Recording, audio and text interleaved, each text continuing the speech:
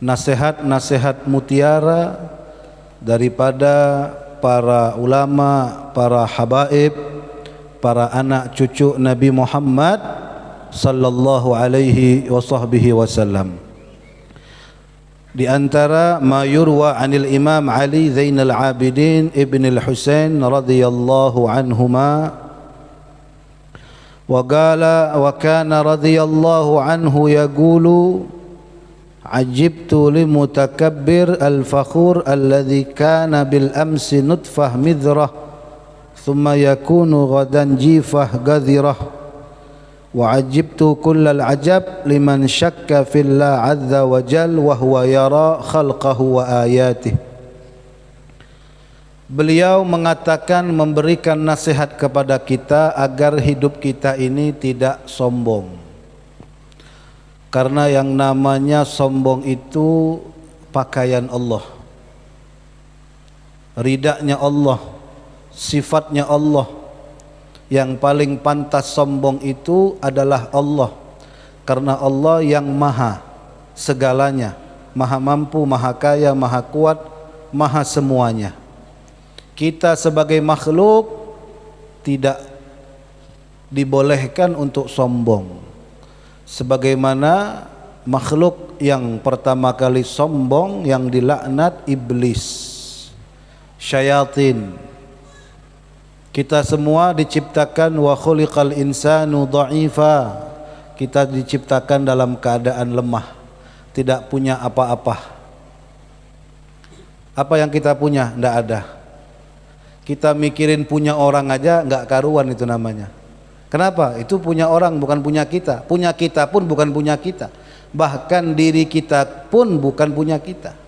Punya Allah, yang Allah ciptakan untuk mengabdi, menyembah kepadanya. Makanya Imam Ali Zainal Abidin, beliau mengatakan, saya heran sama orang yang sombong, yang bangga. Ketika hidup dia sombong, dia berbangga, dia merendahkan orang lain. Sombong itu kan batrul haq wa ghamtun nas. Sombong itu ketika para sahabat bertanya tentang pakaian baru, sandal baru, serba baru, bukan. Sombong, kata Nabi, batrul haq, suka menolak kebenaran. Kalau dikasih tahu yang benar ditolak. Wa ghamtun nas, suka meremehkan manusia, meremehkan umat Nabi Muhammad, meremehkan sesama jamaah majelis, baik ibu-ibu atau bapak-bapaknya. Tidak boleh. Itu sombong. Sombong dengan ilmunya tidak boleh. Karena iblis alim, iblis abid, ahli ibadah. Kita enggak ada seujung kukunya iblis ilmu kita. Kita enggak ada seujung kukunya iblis ibadah kita. Karena iblis tidak punya akhlak, makanya dilaknat. Lalu apa yang kita sombongkan? Harta. Berapa duit kita? Ente bawa duit berapa ke sini? Ada yang bawa duit 100 juta? Kalau ada, masukin ya arhamar rahimin dari. Insya Allah 2 bulan kada ada ya arhamar rahimin. Hah? Kita nggak punya apa, berapa duit kita? Nggak ada nilainya, kecil. Lalu kita sombong dengan orang yang mungkin dari segi zahir kelihatannya di bawah kita. Makanya beliau heran dengan orang sombong, suka berbangga diri, yang mana kemarin dia itu hanya berasal dari air mani dan besok akan menjadi bangkai. Makanya kata Sayyidina Ali karramallahu wajhah, jika kalian ingin sombong, sombongkan dari mana asal kalian, keluar dari mana. Berasal dari mani, keluar dari tempat kotor, tempat buang air. Ada nggak orang sombong begitu? Saya dari mani, saya keluar, ada? Karena memang nggak pantas sombong. Ini nasihat yang sungguh luar biasa. Apapun yang kita punya, serahkan semua kepada Allah. Baik harta kita untuk Allah, ibadah kita untuk Allah, waktu kita untuk Allah, umur kita untuk Allah. Apapun yang kita punya, niatkan lillahi, di jalannya Nabi Muhammad sallallahu alaihi wasallam. Wa ajibtu kullal ajab liman syakka fillah azza wa jal wa huwa yara khalqahu wa ayatihi. Dan beliau juga mengatakan, aku heran sama orang yang ragu dengan Allah. Ada enggak yang di sini ragu sama Allah? Na'udzubillah min dzalik. Jangan pernah ragu dengan Allah. Apa yang dikatakan Allah itu pasti terjadi. Kun fayakun, semuanya terjadi. Apalagi ragu dengan hari kiamat, apalagi ragu dengan akhirat, sedangkan dia hidup di dunia melihat betapa banyak kebesaran Allah, betapa banyak bukti yang Allah ciptakan.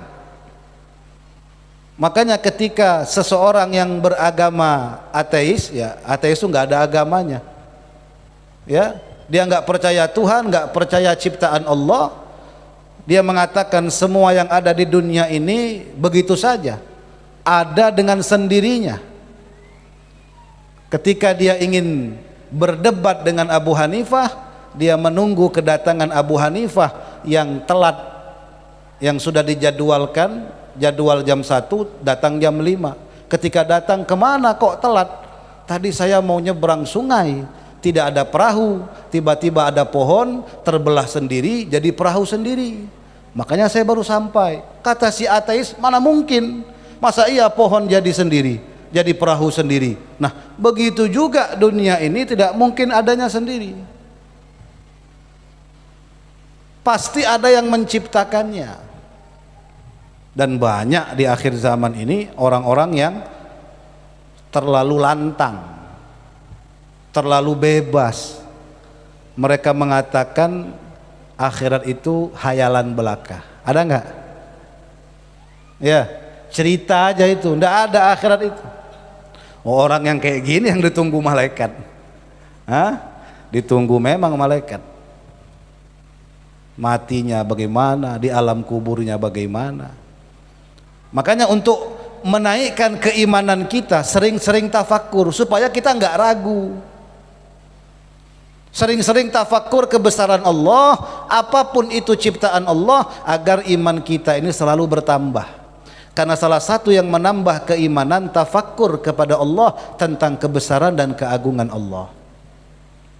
Apalagi rezeki. Nah, ini banyak di antara kita yang masih ragu dengan rezeki, sedangkan kita di usia di perut ibu kita itu sudah dijamin rezekinya. Makanya seorang ulama mengatakan, wa kaifa akhaful faqri wa ana abdul ghina, bagaimana mungkin aku takut miskin sedangkan aku punya Allah yang maha kaya. Untuk mengetes, menguji, membentengi rasa tawakal kita kepada Allah. Ana inda dhanni abdi bi falyadhunna bi ma sya'. Dalam riwayat hadis qudsi Allah berfirman, aku tergantung prasangka hambaku, maka berprasangkalah kalian kepadaku, ya terserah kalian. Apa yang kalian prasangkakan kepadaku itu juga hasilnya. Makanya kalau dengan Allah jangan setengah-setengah, semuanya kita berhusnudzon, karena amal ibadah di antara yang terbesar husnudzon dengan Allah, husnudzon dengan hamba Allah. Jadi sudah cukup meyakinkan kita bahwasannya akhirat itu nyata sebagaimana kita melihat di sekitar kita ciptaan dunia yang Allah ciptakan kepada kita. Wa ajibtu liman amila lidaril fana wa taraka daral baqa. Mereka sudah tahu dunia ini tempat yang akan mereka tinggalkan. Kita sadar atau tidak?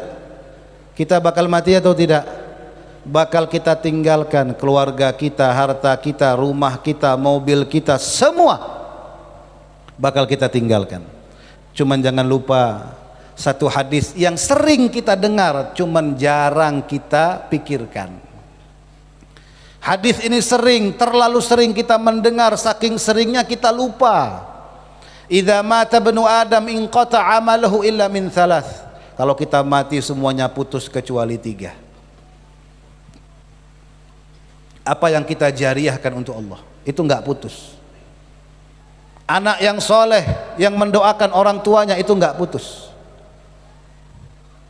Kita punya murid atau kita punya teman, kita ajak untuk majelis yang tadinya dia jelek menjadi baik, bahkan menjadi lebih baik.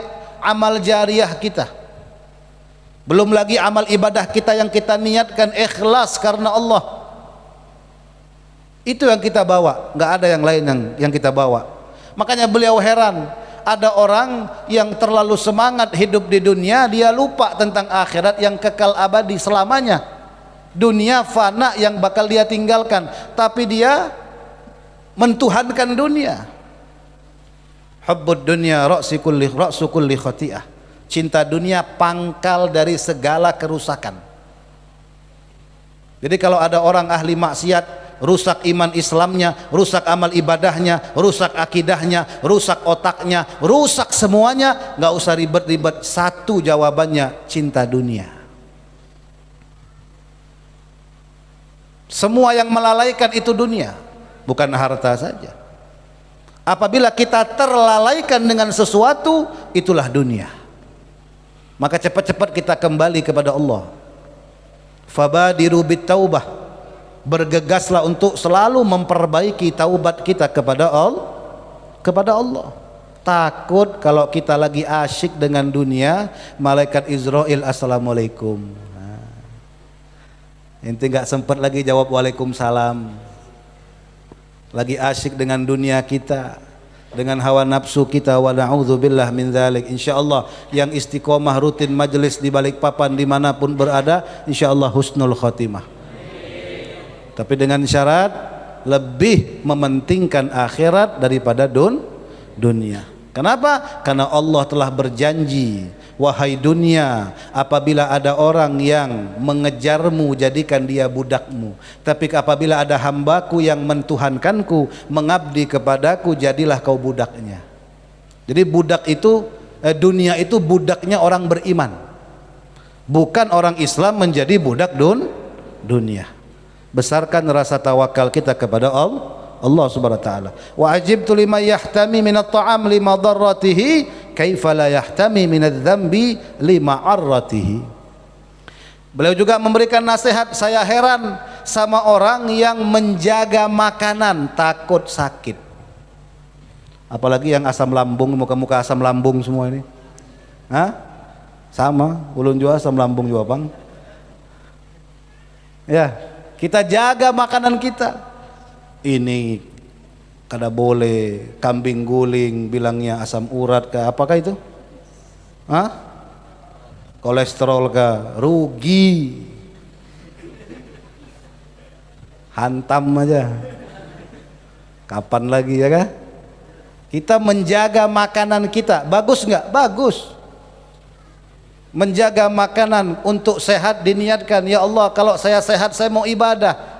Saya takut sakit, kenapa? Karena sakit saya takut nggak bisa ibadah. Bagus, menjaga makanan untuk kesehatan itu bagus.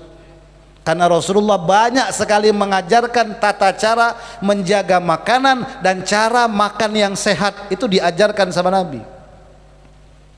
Bahkan kalau kita tidur atas sunnah Nabi Muhammad, tata cara tidur kita seperti sunnah Nabi, tata cara makan kita seperti sunnah Nabi, tata cara istinja kita seperti sunnah Nabi, hidup kita sehat.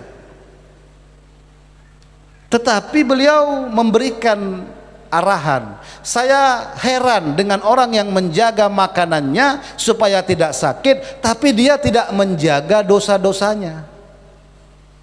Sedangkan apa? Sedangkan dosa ini menyebabkan penyakit dunia akhirat. Kalau ente penyakit sakit gigi, sakit lambung, sakit paru-paru, sakit jantung, ginjal, cuci darah, apalagi sakit dada duit. Ya kan? Ini sakit paling parah ini, sakit dada duit.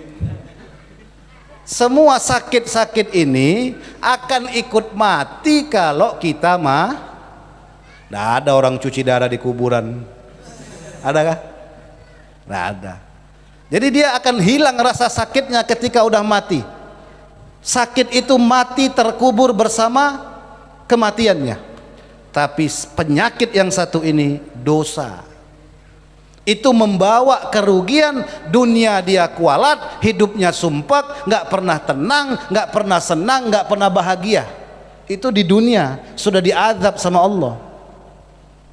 Dan yang lebih parah lagi, dosa itu akan membawa madarat yang besar ketika mau mati, ketika di alam kubur, bahkan setelah kematian, hari kebangkitan, ketika mahsyar, indal mizan, indal hisab, indal sirat, ketika mau menyeberang siratal mustaqim, merangkak, jatuh di bawah neraka jahanam, wa na'udzubillah. Kenapa?